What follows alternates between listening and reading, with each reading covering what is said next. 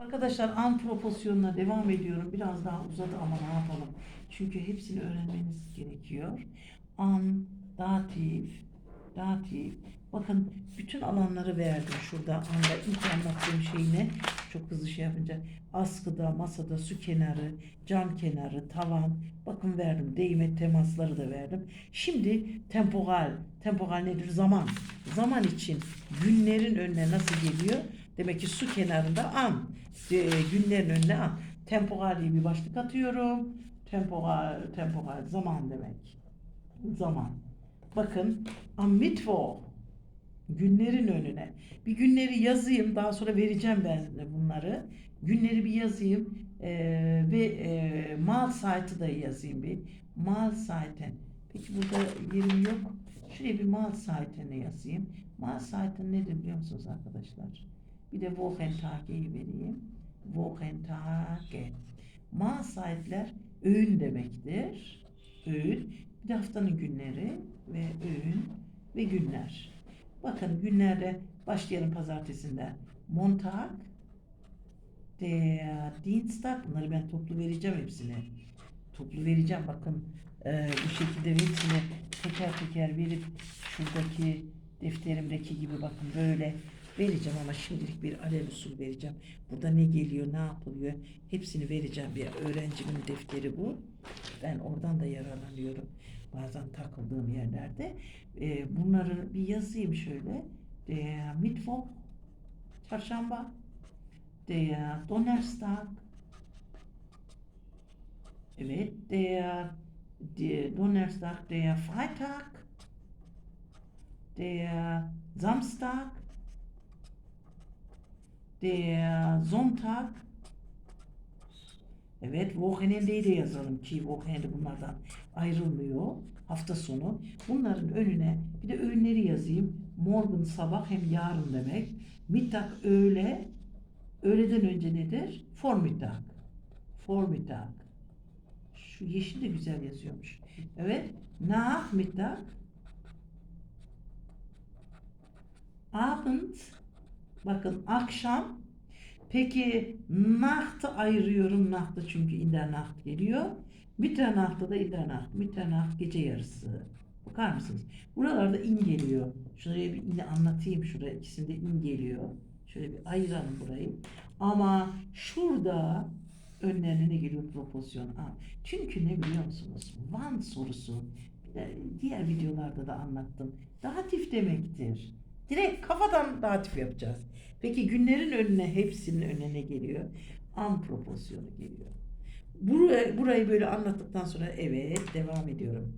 Am Mittwoch başa alayım. Pazartesi günü Mittwoch, Mittwoch, Mittwoch gehe ich zur Arbeit. Arbeit'in önüne ne geliyordu? Sur geliyordu. Bu proporsiyonlar bizim elimiz ayağımız. Onun için çok önemsiyorum ve çok çok üzerinde duruyorum. Günlerin önüne Van sorusu sorulduğu zaman ya da bunları detaylandıracağım. An welchem Tag diye welchemleri de öğreteceğim. Ama burada akuzatif datif diye çevirmiyorum. Çünkü Van direkt burayı sildim. Van direkt şeydir. Datiftir. Soru sorulduğu zaman. An welchem Tag'ı da öğreteceğim ama onları sırayla öğreteceğim. Mesela am Morgen sabahları, sabah, am Morgen kalem güzel yazmıyor. Bir şuraya aldım. Am Morgen sabah mache ich Gymnastik. Gymnastik. Evet, am Freitag, am Sonntag feiere ich den, deinen Geburtstag diyelim. Senin doğum gününü kutlayacağım. Geburtstag. Peki bunları çok uzun uzun alacağım ama böyle burada bir görün diye yapıyorum. Görün diye. Peki am Abend, akşam, Abend gehe ich aus. Dışarı çıkacağım. Am Freitag, Cuma günü, am Freitag treffe ich mit treffe ich mich diyelim. Sich'le kullanalım. Mich mit meinen Freunden. Arkadaşlarla buluşacağız. Freunden. Görüyor musunuz? Den artı en. Şu e biraz kayboldu ama şuraya e diye yazayım. Değil mi? Burada günlerin önüne de demek ki temporalde an geliyor. Ama datif an. Akuzatifi siliyorum buradan. Şuradan sildim akuzatifi. Temporalde an proporsiyonu geliyor. Çünkü bunun da artikelleri der olduğu için an proporsiyonu geliyor. Ha biz mesela morgunun önüne onları da anlatacağım. S de gelebilir. O zaman an proporsiyonu gelmez. Morgens. For mittags, öğleleri. Mache ich Pause. Mache ich eine halbe Stunde. Yarım saat mola veriyorum. Halbe Stunde Pause diye. Görüyor musunuz? Sabahları her sabah rutinde wandere ich oder gehe ich spazieren diyebilirim değil mi? Gehe ich spazieren. Bakın bu şekilde de kullanılabiliyor. Hepsinin sorusu nedir? Hemen. Bunların sorusu neymiş? Wann. Ya da an welchem Tag ya da wann gehst du aus? Genel bir sorudur. Günlere an welchem Tag diyeceğim ama o welchemleri biraz açıklamam lazım. Şimdi konu dağılıyor. Olmuyor. Bu zamanlara ayrı düşeceğim ama şöyle bir an proporsiyonu günlerin önüne geldiğini bir görün diye şöyle bir başlık attım. İşte proporsiyonları bitirmedim de anı da bitirdim. Yani çok fazla da anlatacağım çok var ama yeter artık bu kadar da çok B1 B2'ye gidiyor yol. Hani A1 A2 almak isteyenler için de fazla yapmayacağım. Şimdi ne yapacağım biliyor musunuz? Bütün bu proporsiyonları karışık bir halde sizden alıştırma yaptıracağım. Alıştırma yapacağız hepsinden. Ne kadar vaktimiz var? Başlayalım mı alıştırma? Tabii. Bakın şurada benim kitabımda biraz yaklaştırırsa alıştırmalara başlayacağım. Burayı yapacağım. Hele bir sözlü yapacağım orayı. Bakın kitabımdaki alıştırmalar. Evet şunu bir iyice yerleştirirsek bakın şöyle alayım. Değil mi? Şurada sadece şöyle güzel bir kalem alayım. Güzel yazıyor. Evet. Erlek. Burası wohin sorusu. Akuzatif datife bakmayın. Wohin sorusu. Akuzatifle bakın nasıl yapıyorum. Erlek görünüyor değil mi? Öne alındı mı? Evet. Yakınlaştırdım. Yakınlaş değil mi? Erlegt die Zeitung auf den Schreibtisch. Sie legt das Besteck in die Schublade. Çekmeceye koyuyor. Yatık olarak koyuyor çünkü. Ihr legt die Wäsche in den Kleiderschrank. Bakın dolaba koyuyor çamaşırları, nevresimleri. Peki devam edelim. Du legst den Teppich auf den Fußboden. Bakın sert zemin. Peki ich lege die Wurst in den içine koyduğu için penceresi olduğu zaman kesinlikle in kullanıyorum. Wir legen die Sachen auf das Bett. Bakın yatağın üzerine bir şey koyduğunuz zaman auf. Nevresimleri, eşyayı. Peki yatağın içine girdiğiniz zaman insin vardır. Uyuduğunuz zaman instir değil mi? Evet. İmdir ya da uyuyorum diye. Eğer stellt die Stehlampe, bakın ayaklı gene in die Ecke. Die Ecke de kullanılır. Du stellst den Tisch nereye koyuyorum? For das Sofa. Şimdi artık bir daha açıklamayayım. Bu proporsiyonları siz biliyorsunuz. O önceki videoları izleyin ve benim alıştırmalarıma daha yatkın olursunuz. Eğer stellt die Stühle an den Tisch. Bakın masanın yanına koyulan değen bir şey olduğu zaman an görüyor musunuz? Wir stellen das Sofa an die Wand. Duvara değdirmiş an die Wand. Görüyor musunuz? Ya da şuraya mı yazsam böyle ya bunları? Sie stellen die Blume ans Fenster. Daha net çıksın buradan. Evet, çünkü bazen okunmadığı da oluyor. Er steht die Pflanze auf den sert zemin üzerine, masanın üzerine koyulan her şey auf olur. Sert zemin çünkü. Die Mutter setzt das Kind auf den Stuhl. Sandalyenin üzerine oturuyor. Sandalyeyle sert zemin değil mi? Evet, böyle bir açıklayarak gideceğim sonra. Kurt setzt sich auf das Sofa. Auf Sofa da diyebiliriz. Şöyle yazayım. Görünmüyorsa. Evet, Fritz setzt den Vogel in den Käfig. Bakar mısın? Kafesin içine koyuyor. O çocuğu auf den Rücksitz, arka koltuğa oturtuyor. Wir setzen uns in den Garten, bahçeye oturuyoruz. Du setzt dich aufs, şöyle aufs yazayım. Şuraya da ini de yazayım da bunlar görünsün. Aufs Fahrrad. Jupp hängt das Bild neben das Regal. Peki, du hängst dein Kleid in den Kleiderschrank. In den Kleiderschrank. Görünüyor değil mi? Ich Evet, hänge çok die güzel. Lampe an die Decke. Tavana asıyorum. Hängt die Landkarte. Ha, masanın üzerine asıyorsan, arada boşluk varsa tabii ki masanın üzerine über değil. O da üzerinedir. Ama değmeyen üzerine. Über değmeyen üzerinedir. Ve Über'in bir sürü anlamı var. Bir sürü. Hakkında daha fazla anlamda çok kullanılıyor. Sie hängen alle Bilder an die Wand. Şuraya anı bir daha yazayım. An die Wand. Duvara değme söz konusu olduğu zaman akan sular durur. An. Wir hängen die Mäntel in die Garderobe. Gardıroba asıyormuş. Evet, er steckt den Brief in den Briefumschlag. Evet, du steckst den Schlüssel, anahtarı anahtar deliğine koyduğunuz zaman Schloss, bakın. Schloss hem de aynı zamanda saraydır. İki anlamı var bazı kelimelerin. Evet, sie steckt parayı nereye koyuyor? In die Geldbörse. Peki Steckdose, ich stecke den Steckerfischi prize sokuyor. In die Steckdose. Peki Peter steckt die Eintrittskarte, giriş kartını nereye? In die Jackentasche. Ceketinin cebine. Peki Paula steckt ihre Führerschein ihre de yazabiliriz. Ihre Brieftasche, mektup çantasına koyuyor. Brieftasche. Görüyor musunuz? Bunlar hepsinin sorusu nedir biliyor musunuz? Kocaman bir wohin.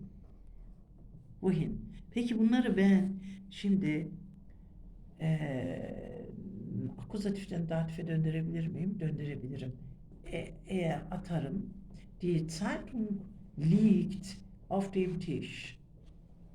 Bir tane bir beyaz kağıt alacağım ve bunu datife dönüştüreceğim. Çok mu olur ki bu alıştırma? Şu var aslında da birkaç tane de. Bunu böyle yapalım.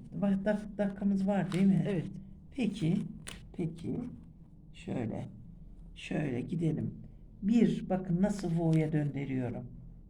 Pozisyona döndürüyorum. Datife döndürüyorum. Pozisyon. Nasıl döndürüyorum? Er legt die Zeitung auf den Schreibtisch mi? Die Zeitung, şöyle bir yazayım. Die Zeitung. Aslında bunu deftere yazsam da defterde kalsa. Niye ben boş kağıda yazıyorum ki? Şöyle deftere yazsam. Çünkü bu defteri şöyle koysam iyi oluyor mu? Evet. Evet, daha iyi olur değil Evet. mi? Peki wo pozisyona geçiriyorum. Datife geçiriyorum fiilleri. Öznelere atıp nasıl çeviriyorum? Die Zeitung, bak nesneyi alıyorum. Die'nin akuzatifi yine die de aynı ya. Die Zeitung liegt nerede? Auf dem Schreibtisch. Auf dem Schreibtisch. Bunu hemen atıyorum bu kalemi. Evet, kırmızı kalemle yazayım. 2, hiç fark etmez. Böyle oradan alırız. Das besteckt. Bakın attım z'yi. Legen fiilini liegt'e çevirdim. In der Schublade. Çekmeceye koyuyorum. 3, aralıklı gidiyorum biraz bir okunsun diye. Die Wäsche her zaman çoğuldur. Die Wäsche çoğul çekilir. Çünkü nesne çoğul, bakın bu. Die Wäsche liegen im Kleiderschrank. Kleiderschrank. Evet. Bu böyle bir emek meselesi. Yani böyle onu yapmayayım, bunu yapmayayım değil. Ben her şeyi elimden geldiği kadar yapmaya çalışıyorum. 4'e geldim. 4. Du legst den Teppich auf den Fußboden. Den Teppich'i der Teppich diye alıyorum. Çünkü bu videoları izleyenler bilir. Nesneden özneye getiriyorum. Özne beni bana olmaz. Özne devam tekil olur. Fiili de özneye göre çekerim. Bakın legenleri ligene çevirdim. Görüyor musunuz? Çünkü insanı çıkarıyorum. Bakın du'yu attım buradan. Görüyor musunuz? Evet, auf den Fußboden. Şu alıştırmalar biraz daha sanırım yerleştirir. Devam ediyorum. 5. Ich lege die Wurst in den Kühlschrank. Die Wurst liegt im Kühlschrank. Kühlschrank. Görüyor musunuz? Devam ediyorum. 6 böyle şey gibi oldu.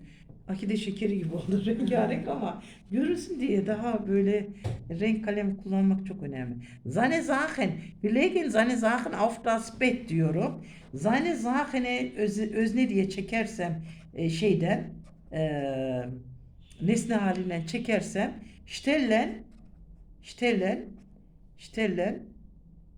evet stellen seine Sachen neredeyim? Stellen auf dem Bett. Çünkü masanın yatağın üstünde olan bir şeye auf Bett diyorum. 7. Er stellt die Stehlampe. Die Stehlampe ayaklı lamba. Ayakları var çünkü. Lampe steht. Stehen olacak burası bak. Böyle hatalar da oluyor. Steht. Die Stehlampe steht in der Ecke. Köşede. Köşe için ya kullanılır ya in kullanılır. Geldik 8'e. Den Tisch'tir bakın burada. Özneyi atıyorum du'yu. Weg. Der Tisch steht. Ayaklı olduğu için steht kullanıyorum. For dem Sofa. Sofa'nın önünde. Kanepenin önündeymiş. Evet 9. İşte tekrar alayım. 9. Şimdi die Stühle çoğul. Benim nesnem çoğul. Özneye de çoğul çekeceğim. Çoğul çekmem gerekiyor. Die Stühle ayaklı olduğu için stehen. Neredelermiş? Am Tisch. Masanın. Çünkü değdiği için sandalye masanın burasında olduğu için o şekilde kullanıyorum. Evet. 9'da böyle yapalım. 10'da wir stellen das Sofa an die Wand. Ne yapıyorum? Das Sofa'yı nesneyi çekiyorum. Özne yapıyorum. Das Sofa steht. O wir'i oradan atıyorum. Wir an der Wand. Duvara değiyormuş demek ki. Duvara değiyormuş. Bir tane daha sar mı buraya? 11'i de yapalım. Sie stellen die Blumen ans Fenster. Şimdi die Blumen çoğul olduğu için nesneme dikkat ediyorum. Nesne çoğulsa o zaman fiili de çoğul çekeceğim. Tıpkı şuradaki Stühle gibi. Stehen neredeymiş? Am Fenster. Pencere kenarında. Bunlar daha iyi görün diye bu alıştırmayı böyle yapmamız gerekiyor. Peki geldim buraya. Biraz baksınlar. Kalem değiştireyim. Geldim buraya.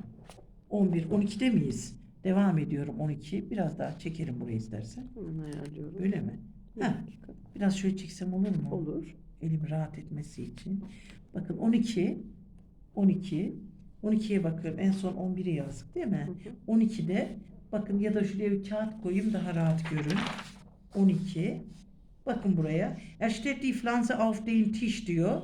Peki die Pflanze'yi çekiyorum.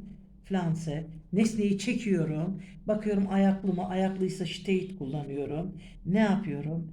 Auf dem Tisch. Masanın üzerinde duruyor. Auf dem Tisch. 13. Evet, die Mutter setzt das Kind. Çocuğu oturtturuyor. Hemen anneye atıyorum. Das Kind özneyi atıyorum. Das Kind setzeni ziste çeviriyorum. Auf dem Stuhl. Bakın datife çevirdim. Peki Kurt setzt sich auf das Sofa. Kurt'u alıyorum. Kurt kendi kendine oturuyor. Kurt isim tabii ki. Sitz'te çeviriyorum. Setzeni. Evet, sich'i atıyorum. Çünkü hareket halindeyken kendine dönen rekesiftir. Onları ben hepsini anlattım. auf dem Sofa. Auf dem Sofa. Bakar mısınız? Datife nasıl çeviriyorum? Peki 15. 15. Fritz setzt kuşu kafese oturtturuyor. Ben de diyeceğim ki kuşu alacağım, özne yapacağım. Der Vogel edilgenliklerden çıkarıp cümlenin öznesi im Käfig. Kafeste. Var mı vaktimiz Var daha? hocam. Şunu şu tarafa alıp şunu şöyle alabilir miyim? Hmm, Çünkü bu tam gözükmüyor. Öyle Arkadaşlar mi? göremeyecek örnekleri. Öyle Ha, mi? Evet. Tamam. hmm. Böyle oldu. Peki de iyi. Peki 16'ya geçelim. 15 bitti. Sie setzt die Kinder auf den Rücksitz. Arka koltuğa oturtturuyor. Peki 16'da die Kinder çünkü çoğul olduğu için die Kinder sitzen diyeceğim. Özneye göre çekiliyor.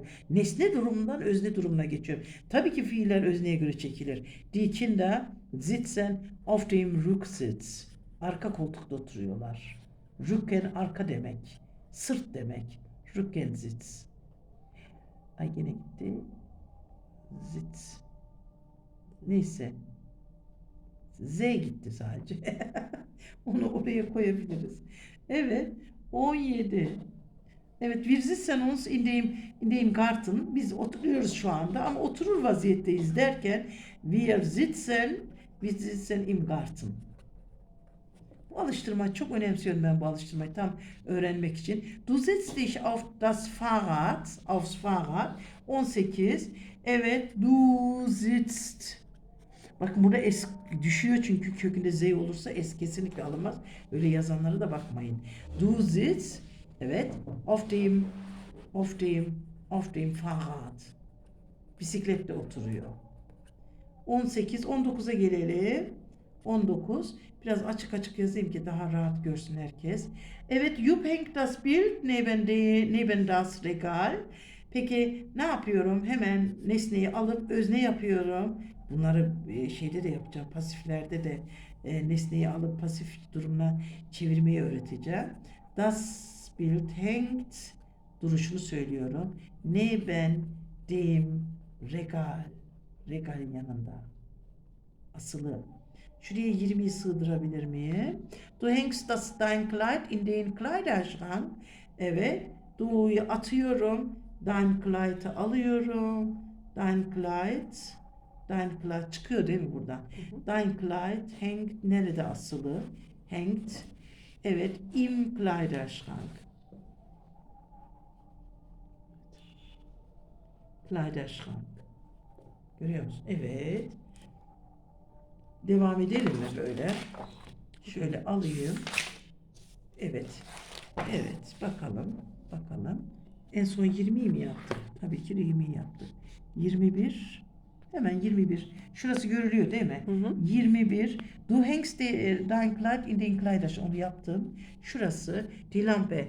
Ich hänge die Lampe an die Decke. Evet, lamba asılı durduğu yeri soruyor, yapacağım. Nesneyi çektim. Hemen özneye göre onu çektim. Hängt an der Decke. Tavanda asılı. Devam. 22. Şöyle biraz daha geriden başlayayım. İnatla geriden başlamıyorum. Ondan sığmıyor cümleler. Hiç böyle var ya, kendim hängt dedim, bak sana söylerken burayı yanlış yaptım. 22 diyorum, şuraya şöyle çizeyim, olsun, ne yapalım. Die Landkarte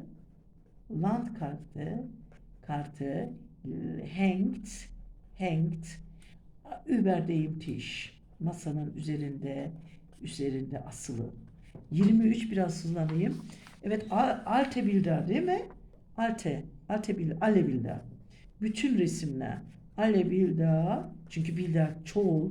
Fiili çoğul çekmek zorundayım. Hängen an der. Bütün resimler duvarda asılı. Değme söz konusu olunca kesinlikle akan sular duruyor. An. Unsere Mäntel, hemen çektim gene nesneyi.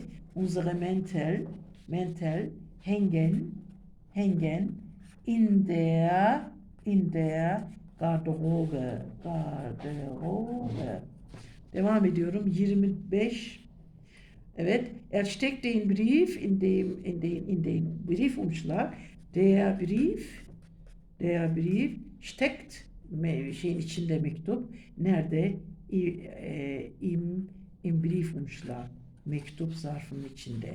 Briefumschlag. Bak yerleştirdim gördün mü? Evet. O kadar böyle yapar gibi. 26. Du steckst den Schlüssel. Evet anahtarı çektim ve özne olduğu için akuzatif durumundan kurtardım. Evet. Steckt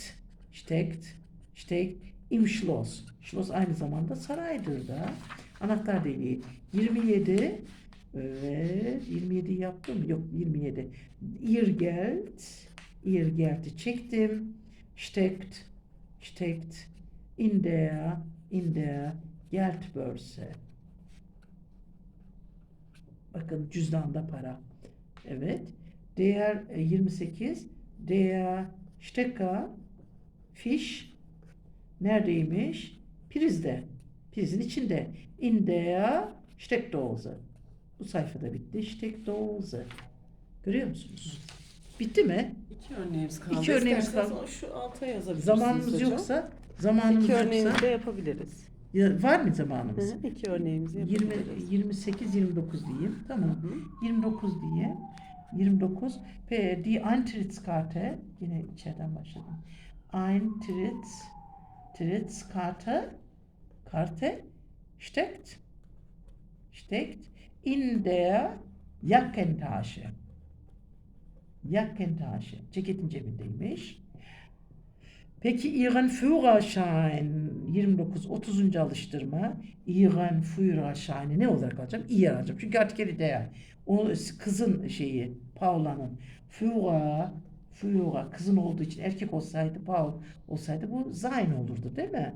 Arada bir de bir hatırlatalım eski konuları. Führerschein steckt in ihrer Brieftasche. Mektup çantasında. Brieftasche. Arkadaşlar buraya kadar bu alıştırmaları bir de akuzatif ve çevrim daha sonra bu alıştırmalar üzerinden devam edeceğim. Ve alıştırmaları yapmaya devam edeceğiz bu ikili proporsiyonlar. Yani iki yüzlü proporsiyonlar. Hem datif hem akuzatif alıyorlar. Şimdi hoşça kalın. Bir dahaki derse devam edeceğim.